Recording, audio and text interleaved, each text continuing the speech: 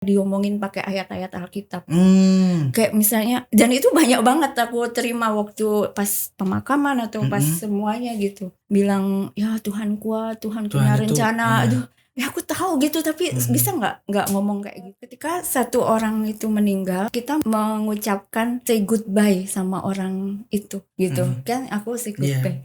Tapi bagi orang itu dia mengucapkan say hello sama Tuhan. Wow. Tapi kakakku akan mengucapkan say hello sama Tuhan gitu. Dan apa kata-kata itu tuh kayak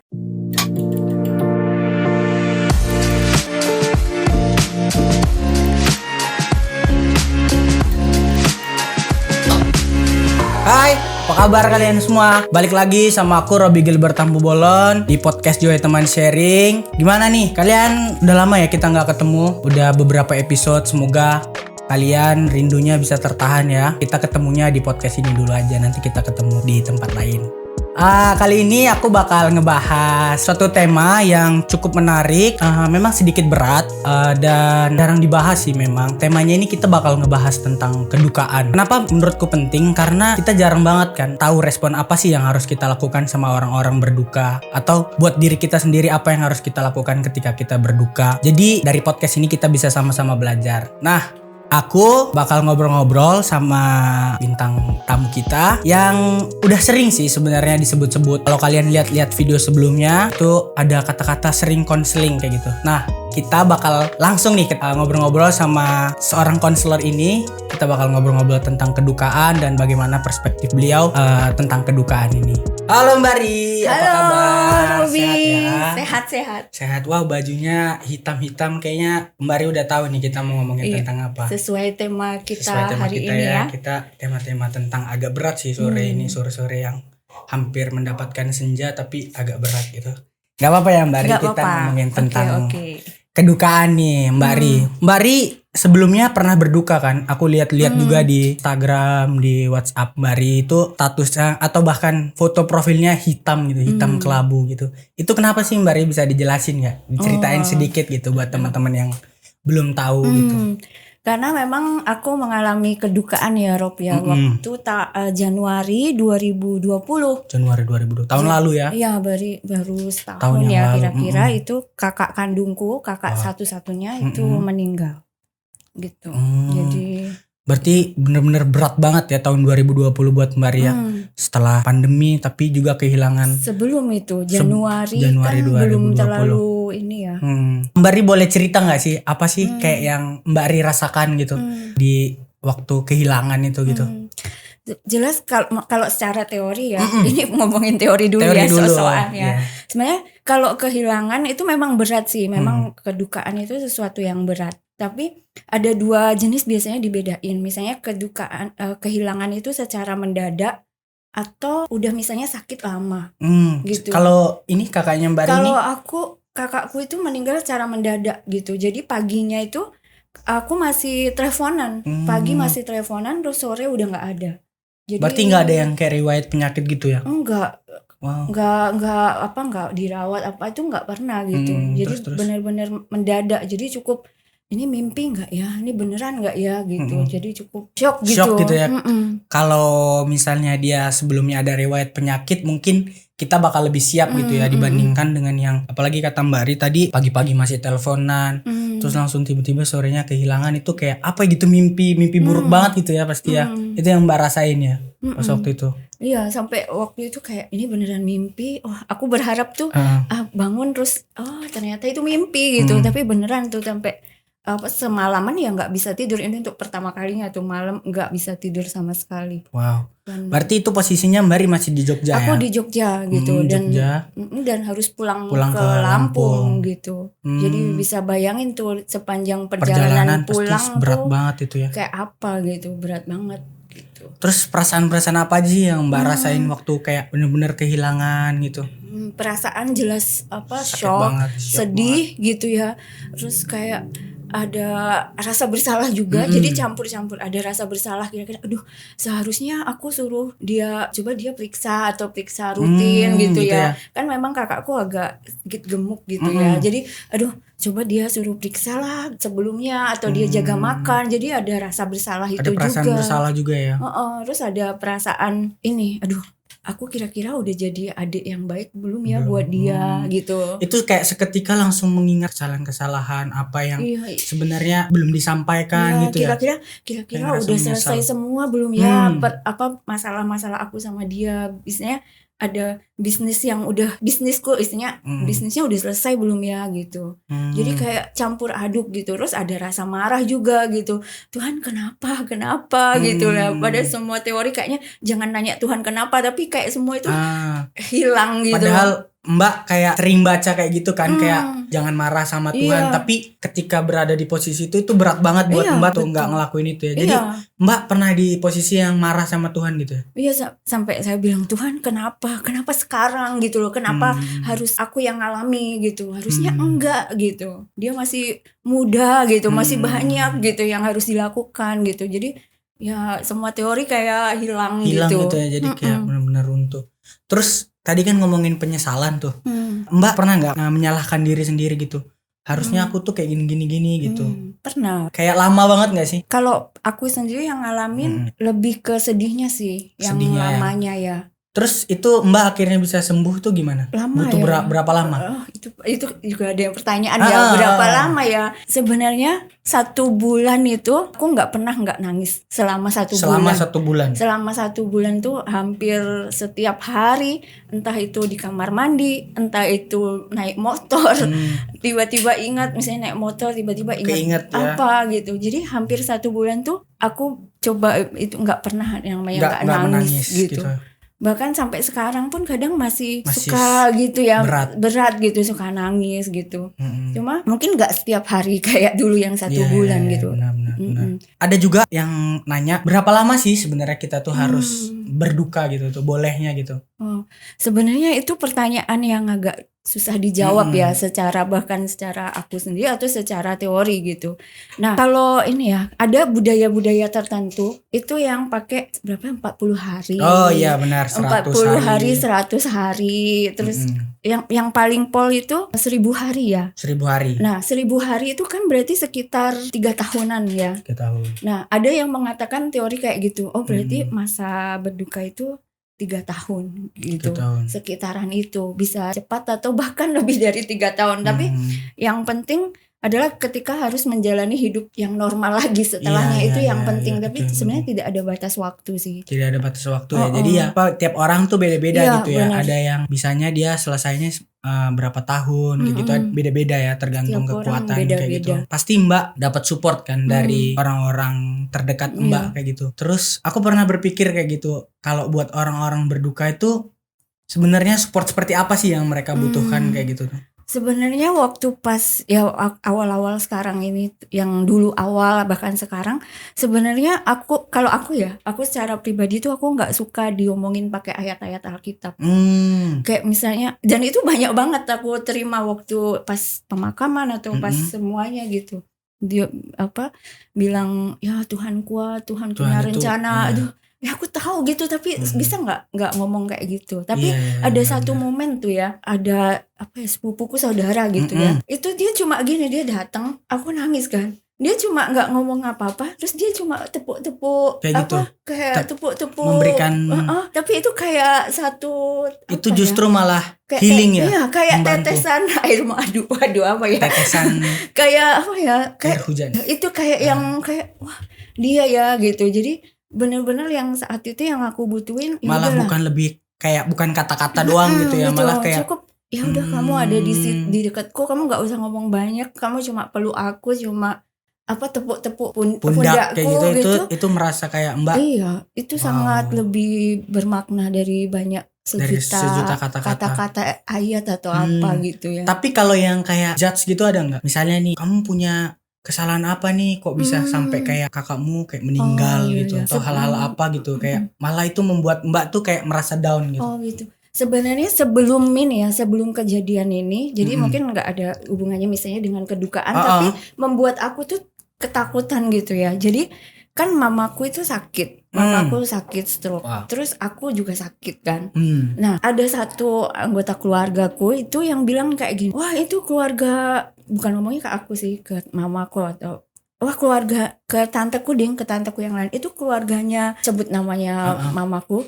Itu kayaknya mereka harus ini bertobat gitu karena sampai gitu segitunya ya, sampai segitunya ya karena ini mamanya sakit, anaknya sakit gitu. Jadi dia mungkin ini ada dosa kutuk apa nih gitu itu ya. sampai Jadi, Tuhan marah gitu. Terus begitu tahu kakakku meninggal itu, aku tuh nggak berani loh ketemu dia gitu. Aku nggak siap kalau tiba-tiba dia akan menambah lagi gitu. Iya, ya? Jadi kayak aku malah nanti kayak nah kan benar kan, seolah-olah gitu. benar gitu. Jadi sampai waktu itu aku benar-benar takut, Tuhan aku kalau bisa aku nggak akan ketemu dia gitu, nggak akan berusaha lah menghindari dari dia gitu. Karena aku nggak siap gitu kalau aku dijudge jadi karena merasa terhakimin ya.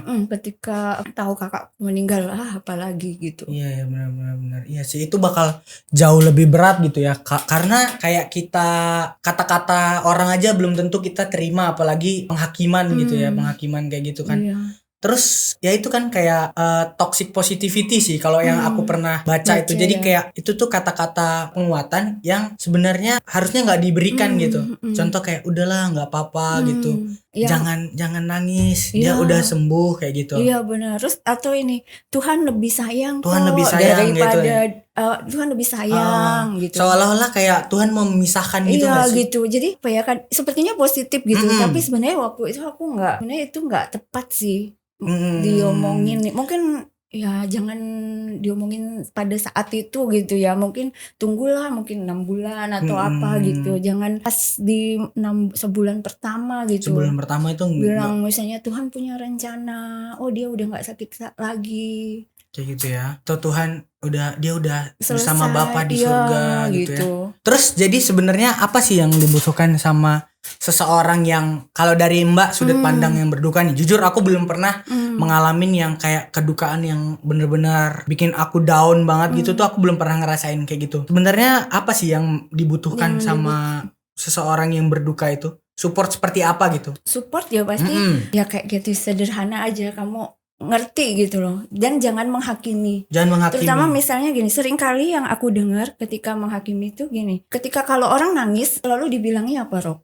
Kalau misalnya di pemakaman terus orangnya nangis dibilangnya apa? Udah pupuk jangan nangis gitu. Atau dibilangnya dia kalau nggak nangis dibilangnya dia kuat. Dia kuat, iya. Kan?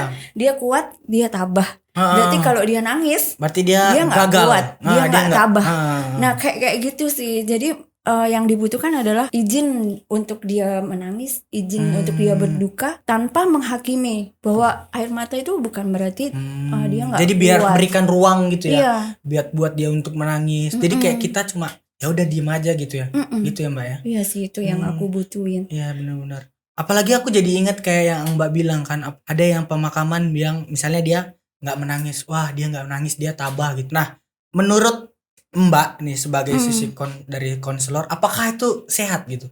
Kayak dia nggak menangis berarti dia tabah dan baik-baik gitu. Berarti dia cukup kuat gitu. Iya, sebenarnya kalau dalam sisi konselor ya, yang sehat adalah dia bisa nangis gitu. Dia mengeluarkan air matanya, itu sehat ya. Tapi ada beberapa kasus sih memang yang dia nggak nangis karena keadaan. Misalnya satu orang ibu ditinggal suaminya tapi anaknya 5, masih kecil-kecil.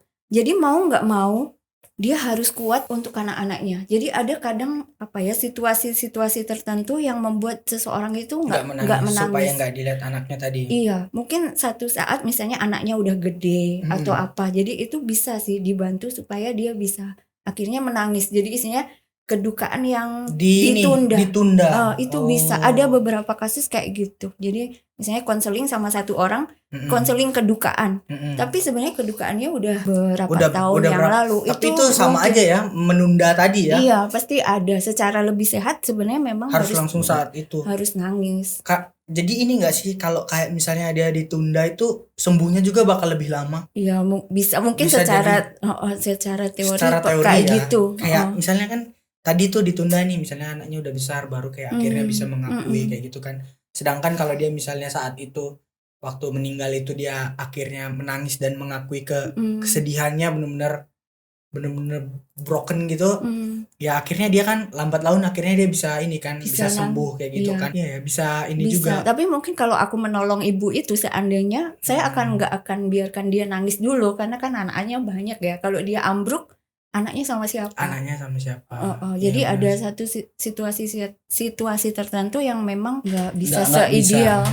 Gitu. Balik lagi ya, berarti tiap orang tadi tuh punya waktunya masing-masing kayak gitu tuh. Iya ya. Jadi aku jadi kayak sadar gitu loh. Oh, ternyata ini toh yang dibutuhkan sama orang yang berduka. Kadang-kadang kan aku jadi coba mengklasifikasikannya sendiri. Berarti ada kata-kata yang sebenarnya penghakiman, terus ada kata-kata yang menurut kita itu benar, tapi menurut yang mengalami itu nggak benar gitu kan. Jadi ada yang sebenarnya rasa hal apa yang pingin dilakukan gitu. Cukup bersama dia, dengerin aja gitu ya.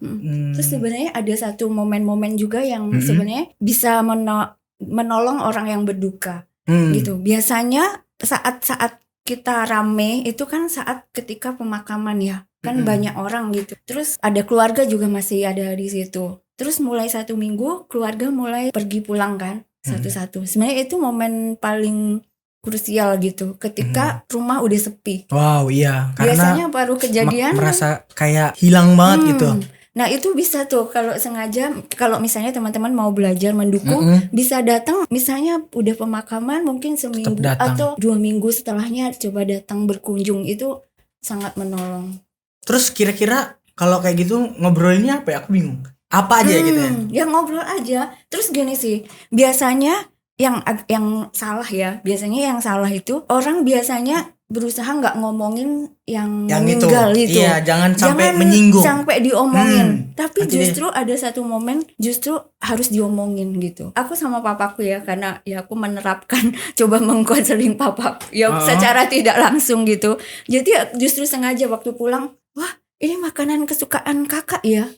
Wow. Oh ya ini. Wah kalau kakak pasti makan 2 bungkus. Jadi sengaja justru nggak jangan jadi topik yang jadi kayak nggak diomongin. Iya nggak diomongin karena orang mikir aduh nanti ini lagi dia keinget lagi gitu. Iya justru harus diomongin. Ya.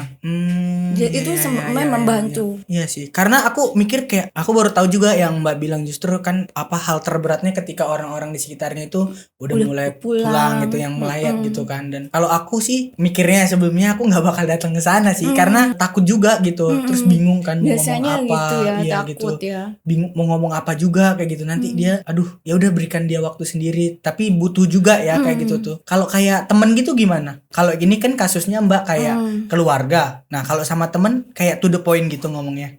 Ya datang aja misalnya gimana kabar. Mungkin kalau nggak bisa ngobrol banyak kan mungkin takut, ya udah nemenin aja gitu. Temenin ya. Lagi udah makan belum? Biasanya kan orang susah makan ya. Biasanya nafsu makan turun gitu. Biasanya udah makan belum? Mungkin pertanyaan yang gitu. Mungkin kalau takut ngomong kayak gitu ya. Yang sederhana aja gimana. Terus panjang kan prosesnya Mbak, hampir setahun gitu kan. Mbak akhirnya mulai bisa move on lah gitu. Itu bisa diceritain gak sih prosesnya gimana akhirnya dan Mbak bisa sembuh gitu? Sebenarnya yang pertama itu aku karena ya tahu ya bahwa aku tuh butuh ditolong. Jadi ada namanya konseling kedukaan sebenarnya kami sebenarnya kami belajar. Jadi aku pikir wah aku nih butuh gitu. Nah waktu itu kan kakakku meninggal Januari. Nah Februari aku tuh rencananya mau ke Malang. Waktu itu urusan tesis ya waktu itu. Jadi aku akan ke Malang 2 minggu. 2 minggu. Jadi aku tuh di situ aku bisa konseling nih sama dosenku. Aku udah WhatsApp, udah bikin janji sama dosen. Terus dosen juga bilang, oke Riana nanti kalau udah nyampe di Malang hubungin aja. Nanti kita ketemu konseling. Tapi pandemi dong. Pandemi. Tiba-tiba ketunda semua. Tiba-tiba pandemi dan gak jadi ke Malang, berarti gak jadi konseling. Wah aku sempet waktu itu, Tuhan gimana nih harusnya gitu loh. Pingin bantuan gitu ya. Aku butuh bantuan tapi kayaknya Tuhan malah menutup jalan. Malah Tuhan tutup jalan gitu loh. Aku bilang, aduh gimana nih gitu. Terus tapi akhirnya waktu itu aku inget sih ke teman-teman gitu. Kalau tiba-tiba misalnya aku di depan laptop, kalau tiba-tiba aku nangis, biarin aja. Gitu aku bilang gitu sama teman-teman setahu gitu, nggak tahu. Gitu. Pokoknya kalau mau lihat aku nulis atau apa terus tiba-tiba aku nangis, biarin aja gitu. Jadi kayak mau minta tadi itu ruang tadi gitu ya buat. Ya udah gitu. Kayak nggak perlu panik kayak kenapa Mbak Ri nggak perlu gitu. Ya udah nggak usah nanya gitu. Ya udah tahu kenapa aku kayak gitu. Jadinya terus akhirnya kan aku bingung juga nih, nggak ada yang bisa aku bisa konseling gitu. Akhirnya waktu itu aku beli satu buku sih. Beli satu buku judul yang tentang kedukaan bagaimana ketika kamu kehilangan anggota keluarga.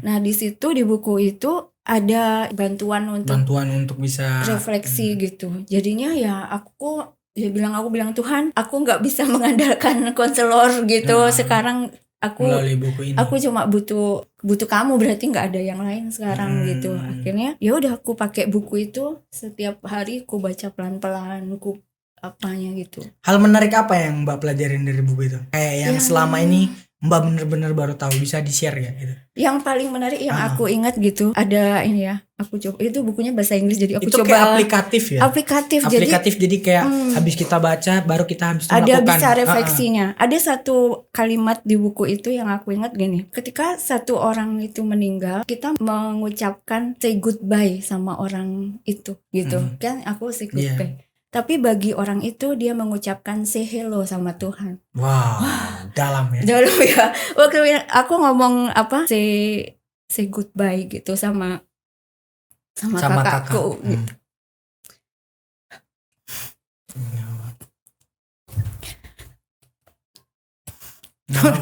Nggak apa-apa.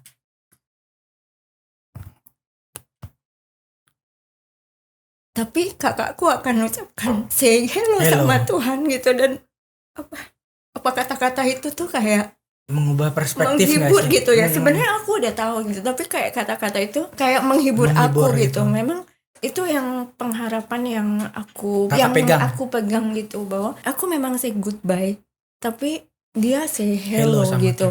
Dan satu waktu lagi kita akan ketemu gitu. Dan memang pas saat itu ya, memang aku nggak ketemu sama dosenku yang konselor untuk konseling, tapi Tuhan kasih dosen pembimbing tesis. Waktu itu kan aku lagi tesis. Jadi dia bilang gini, dia lihat DP ku gitu. DP ku yang aku bilang tadi ya. DP ku hitam 1 tahun gitu. Iya. Wow, 1 tahun ya itu. Iya. 1 tahun. Aduh, 1 tahun. Terus dia kenapa DP kamu hitam? Aku bilang, terus aku ceritakan, terus aku bilang, ya udahlah, aku nggak punya konselor, ya udah aku jadiin lah dosen pembimbingku konselorku buat kedukaan. Terus ini. Aku bilang, ibu saya mau tanya pertanyaan tentang kematian, tentang kedukaan gitu. Jadi nggak ada hubungan sama tesis aku gitu. Nggak ada. Beranikan diri ya. Aku mau tanya gitu. Dosen itu bilang, Riana silakan gitu. Silakan. Jadi di situ aku ngeluarin semuanya. Aku nanya banyak hal tentang kematian, dan dia ingatkan lagi sih, dosen pembimbingku ingatin bahwa satu pengharapan di dalam iman Kristen ya, bahwa satu saat nanti aku akan ketemu sama kakakku gitu. Dan itu sih kalimat itu juga yang itu ya, sangat menyentuh gitu. Saya sepertinya goodbye, tapi dia seneng kok, dia say hello sama Tuhan gitu. Ya itu jadi cara nggak langsung itu ngubah perspektif kita gitu ya. Itu yang membuat kita lebih merelakan gitu ya, karena dia berpisah sama kita gitu, tapi di sisi baiknya dia bertemu dengan Tuhan gitu, yang benar-benar ya yang punya semua kehidupan ini. Akhirnya dia bertemu gitu kan. Itu perspektif yang menurutku bakal lebih membantu gitu ya. Wow. Terus kalau boleh tahu hal-hal lain apa sih yang kakak pelajarin dari kedukaan ini? Banyak sih. Satu hal juga, kan aku suka nulis ya. Aku suka refleksi. Aku tipenya refleksi, kontemplasi gitu ya. Aku suka nulis. Nah, beberapa pengalaman tentang kedukaan tuh aku tulis di IG sama Facebook.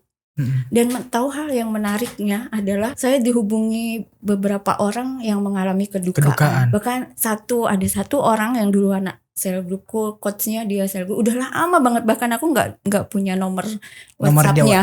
Tapi bisa-bisanya dia akhirnya Chat. telepon. Oh, telepon. Dan dia cerita semua tentang Kedukaannya. kedukaan yang dia alami gitu. Aku kehilangan kakak, dia juga kehilangan kakak gitu. Wow. Sama gitu. Jadi aku ngelihat, wah kok bisa ya Tuhan. Jadi aku lebih bisa jadi ngerti. alat gitu ya, ngebantu buat dia gitu ya. Iya. Iya, jadi kakak pernah ngalamin ini, terus akhirnya kayak seolah-olah Bisa lebih bisa ngerti lebih ya. ngerti. Mungkin kalau Apa dia yang- kakak nggak pernah berduka, dia juga mungkin nggak pernah cerita Iya, sama kakak mungkin dia karena nggak dia cerita. bilang kamu nggak pernah ngerasain yang aku rasain gitu ya. Iya. Jadi kakak lihat dari garis besarnya, dari perspektif yang lebih Iya. besar, ternyata Tuhan pakai kedukaan kakak buat ngebantu orang Iya, lain gitu. Keren itu banget sih. sih. Iya, aku juga bilang kok bisa ya Tuhan memakai yang aku alami, yang mungkin aku sulit, tapi justru juga bisa menolong orang lain gitu. Terus misalnya ada beberapa orang kak sama gitu, misalnya di komen gitu bilang sama gitu. Sama gitu ya. Jadi kayak I feel you gitu ya. Jadi kayak ya bersyukurnya itu sih, jadi bisa menolong orang yang rasain yang sama karena kakak kayak sebelumnya aku. udah pernah merasakan. Ada hal yang berat juga sih. Kalau mungkin bisa menolong, yang mungkin mau menolong itu adalah ketika kita orang yang berduka itu melewati namanya kali pertama. Oh iya tuh. Benar. Barusan aku mau Pernah nanya dengar tuh. nggak? Jadi kayak misalnya nih Mbak kan Januari, terus kayak Natalan nggak sama dia, terus kayak gimana tuh? Terus ngerayain ulang tahunnya gimana? Iya, kayak Natal pertama tanpa dia, itu ulang gimana? tahun pertama tanpa Jadi dia. itu bakal berat banget sih. Wah, berat banget gitu. Tapi pas Natal kemarin nih, Natal itu kan Natal pertama. Aduh, itu tiba-tiba jadi melo gitu. Karena ya baru pertama kali kehilangan biasanya gitu, berkumpul. mulai kebiasaan dia kalau Natal. Biasanya dia yang paling repot gitu kalau Natal. Kalau di Lampung, kita sama ya Lampung ya. Hai, kami warga Lampung. Kan kalau di Lampung itu kalau Natal kunjungan terus orang datang kan. Nah, dia yang paling repot tuh, misalnya nyediain makanan semuanya buat tamu. Jadi iya, terus tiba-tiba nggak ada siapa yang nggak ada yang sosok itu ya. Yang tiba-tiba itu jadi kali dia ulang tahun, kali pertama aku ulang tahun. Biasanya dia ngapain, tiba-tiba kayak aduh, berat sih. Tapi sekarang sudah berangsur-angsur lebih baik lah ya. DP-nya juga udah diganti kan. Jadinya ya aku bisa lihat ini. DP-nya udah diganti gitu kan. DP-nya tuh yang senyum gitu kan, yang kayak joy gitu. Jadi kayak udah lebih punya sukacita lah ya. Iya. Menggambarkan sekali perasaan Anda ya. Iya, karena itu sebenarnya menarik dari kata joy sih. Iya. Bukan karena joy teman sharing ya. Joy teman sharing. Dan joy tapi Hosang. gara-gara joy apa nih? Joy sukacita. Bukan juga anak joy Hosang ya. Kita sebut-sebut aja yang namanya. Yang ada di balik layar ini dia. Ada di balik. Sebut aja namanya. Dia ketawa di sini. Ini sok-sokan ya, katanya dulu pernah nanya yang ahli bahasa Inggris, joy itu beda sama kayak happy. Ada kan bahasa Inggris ada joy, ada happy. Ada. Nah, happy itu biasanya kalau happy itu dipakai kalau ada sesuatu alasannya. Ada kondisi. Iya, ada kondisinya. Saya happy karena ketemu kamu gitu ya. Ketemu Joy gitu ya. Gitu happy gitu karena ada sesuatu, dapat uang, dapat apa gitu ya. Tapi kalau joy itu maknanya lebih dalam. Di atasnya lah ya, levelnya. Joy itu levelnya lebih atas, dia senang ya. Ini yang dibalik lagi. Joy itu apa? Dia tidak tergantung sama kondisi. Itu joy. Tanpa kondisi, kondisinya kayak apa? Ada joy. Even if lah ya. Iya. Even if. Wow. Itu. Dan yang pasti kenapa kita bisa joy? Ya karena ada harapan bersama Tuhan. Itu yang bikin kita joy. Tetap semangat Mbak. Makasih ya Mbak Ari buat cerita-cerita kita hari ini. Yang jujur aku tuh belum pernah mengalami ini. Dan aku dengar kita bakal ngomongin ini, aku kayak aku belum pernah lagi, dan aku kayak nggak tahu lagi gitu, nggak terlalu tahu banyak. Tapi di sini aku setidaknya belajar gitu, apa yang harus aku lakukan ketika nanti aku berduka, apa yang harus aku lakukan untuk memberikan support sama orang-orang di sekitarku gitu. Karena aku pikir mungkin support yang aku berikan ini udah cukup, tapi ternyata itu malah ngerusak mood dan malah menyakiti hati si orang yang berduka gitu. Aku juga belajar tentang say goodbye to us tapi say hello to God gitu ya. Iya sih, dari itu perspektif itu yang mungkin bakal ngebantu kita. Dan pokoknya kalian harus dengerin sampai akhir guys video podcast ini. Kita belajar banyak, aku juga belajar banyak. Jadi teman-teman makasih buat supportnya, buat udah nonton. Semoga kalian terberkati sama podcast kali ini. Podcast yang cukup berat tapi pasti ada maknanya di dalam gitu. Tonton video podcast Joy, jangan lupa di like, di komen, dan subscribe YouTube-nya biar nanti kita bisa ada AdSense-nya. Gitu aja teman-teman. Robi out. God bless.